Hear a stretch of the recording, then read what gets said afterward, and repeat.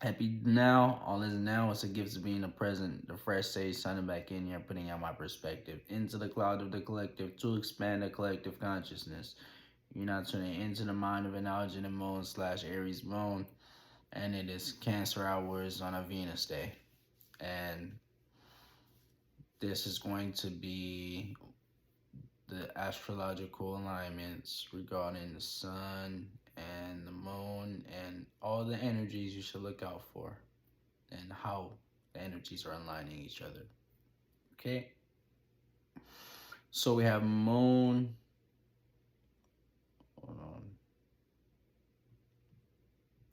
We should have moon and Gemini. Yeah. Moon and Gemini. Sun and Pisces. Okay, so that sun in Pisces, 25 degrees. Okay, so once we hit, it is currently March 15th. Once we hit March 21st, okay. So in like 6 days, we will fully be in spring type shit, in Aries season. So yeah, the sun moves a degree every day. So as far as the moon moves a degree every 2 hours, okay? So you can see how the clocks are even made from this shit, you know? It's a mimic. It's a looking out into nature and creating technologies out with our mind, you know, and creating new inventions that could be beneficial for us, such as the clock and the compass, things like this, you know. So yeah, this is not pseudo, this is just looking out into nature and explaining time, space, and distance. Okay, this is basically what this is. Astrology is not the devil. Astrology is not devil worship. It's time, space, distance, and the relationship with that, and the emotions and thoughts that you receive and you form, and that we formulate out of the specific time that we're experiencing, you know, the specific space where you're at, your location, specific distance, how far this let's say the sun is on its ecliptic path is from you, or how close it is from you. This isn't devil worship.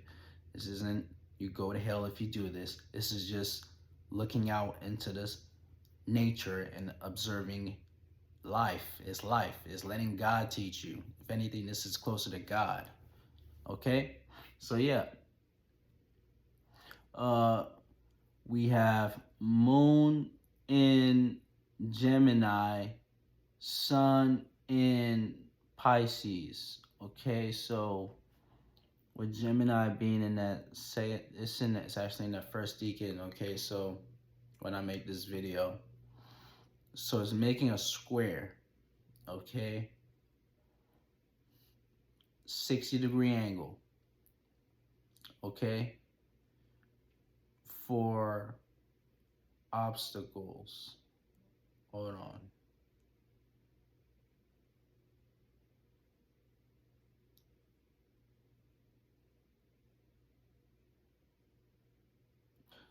It's making a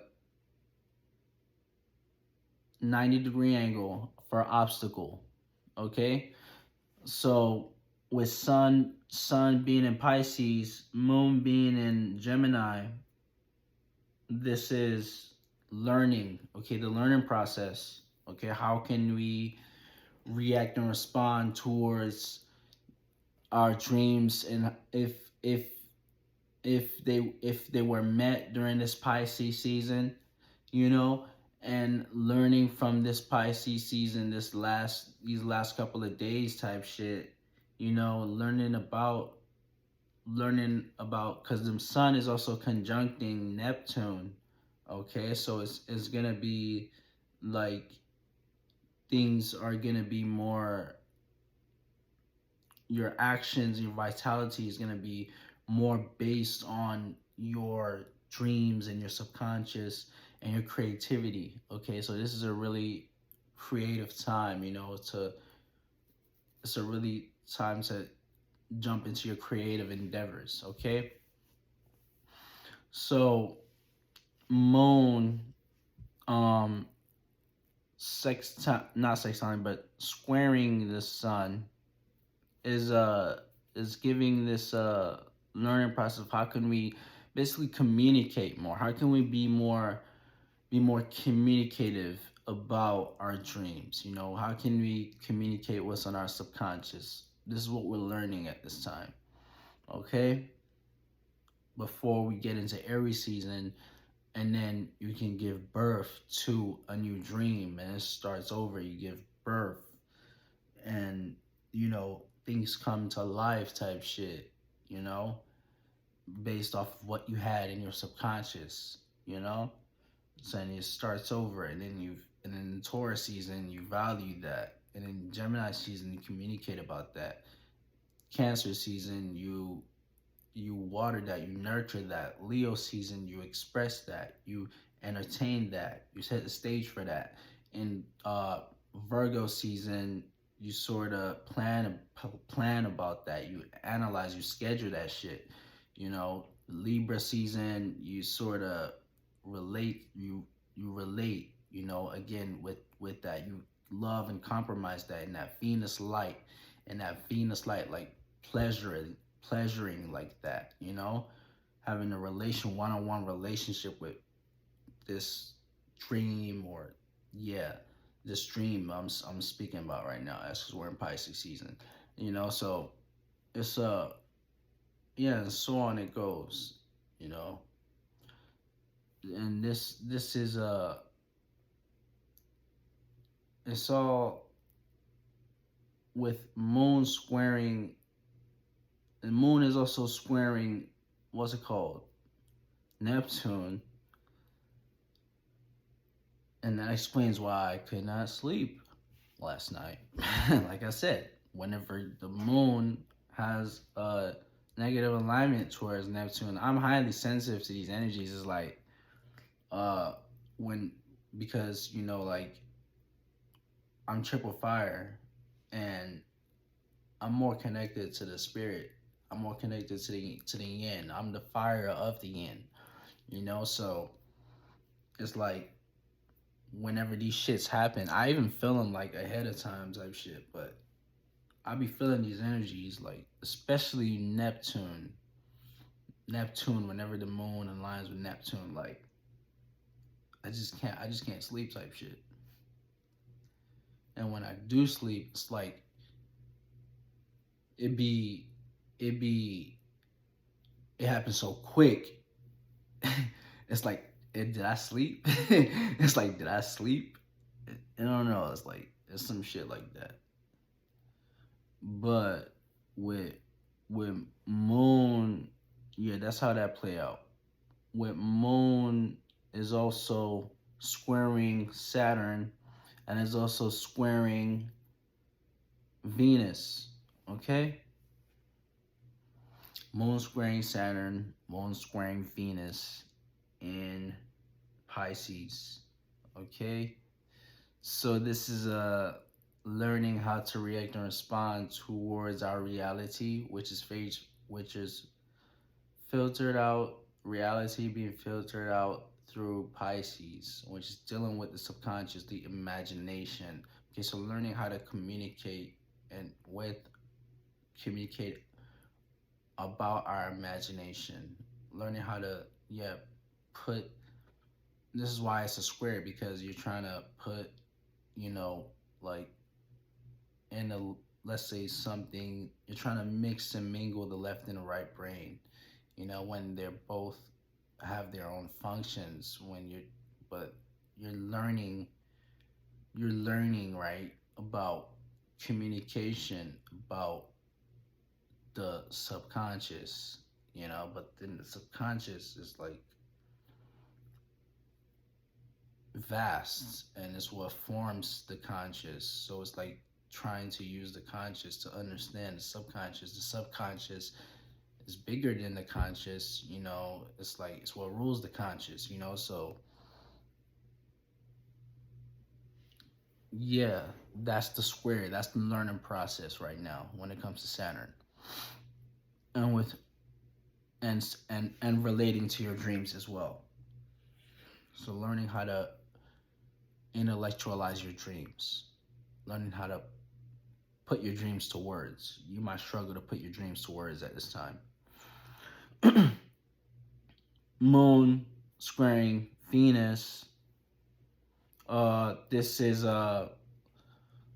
learning uh learning how to react and respond towards your love matters. Okay, learning how to react and respond towards compromising and what you love.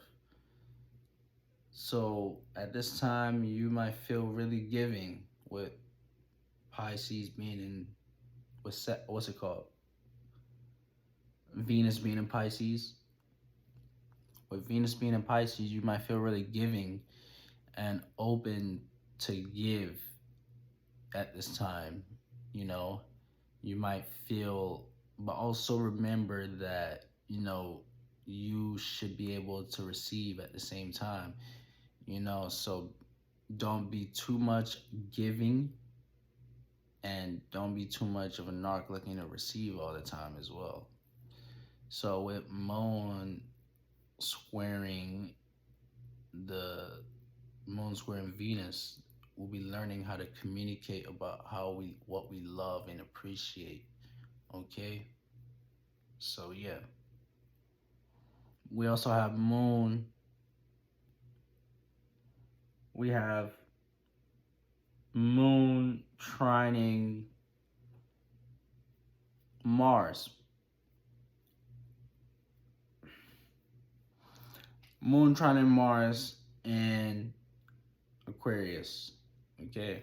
So this is the gift to react and respond towards your passions. Okay. So with Moon being in Gemini, the Moon being in Gemini is trining Mars in Aquarius. So it's also like the stargates to like have the words to like speak and communicate about your passions being filtered out through Aquarius, dealing with the revolutionary you know feelings of revolting, rebelling. That's lower octave. But let's say innovation, higher octave. Having something new, you know so yeah, you might be getting new ideas at this time, and you might be feeling like you want to rebel at this time, so yeah, that's the trine, the gift. So Moon trining not Jupiter, but Moon trining Pluto in Aquarius, the gift to react and respond towards taking power and control over wherever you got Aquarius at. Okay, so like the gift to react, so to communicate, to take power and control over your whatever okay, whatever to be working. Okay, so yeah, to communicate, the gift to communicate about whatever, let's say, whatever communication, or to communicate, to power this is the power to take the gift to take power over your communication. Okay, Moon being in Gemini, Pluto being in Aquarius. Okay, or the gift to speak about what you know. Like I said,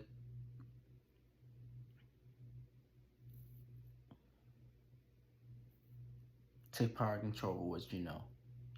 So yeah, we got next we got Moon sextile Mercury in Aries. Moon sextile Mercury in Aries. This is the opportunities, the sextiles. Okay, so the opportunities, if you jump into it, to react and respond towards your communication and react and respond towards some sort of what's it called, learning, some sort of learning, or some sort of short distance, some sort of, this is opportunities within your environment. Okay, to take action within your environment regarding opening your throat chakra. Okay, so yeah, and that goes with Pluto too. With the Moon, is the opportunities to take power and control over your situation regarding your environment. And we got Moon sextile in North Node in Aries. This is the opportunity to take power and control over your spiritual path. Opportunities to react and respond towards your spiritual path. Okay. And Moon sextile in Chiron, the opportunities to heal a wound, or an opportunity to make a mistake within when you jump into your passions as a leader. Okay, when you jump into your passion to assert yourself in the world. Okay, so yeah, we also have, what else we have? Yeah, that's it. Those energies you should look out for. So yeah, the first say signing out. Catch you next now.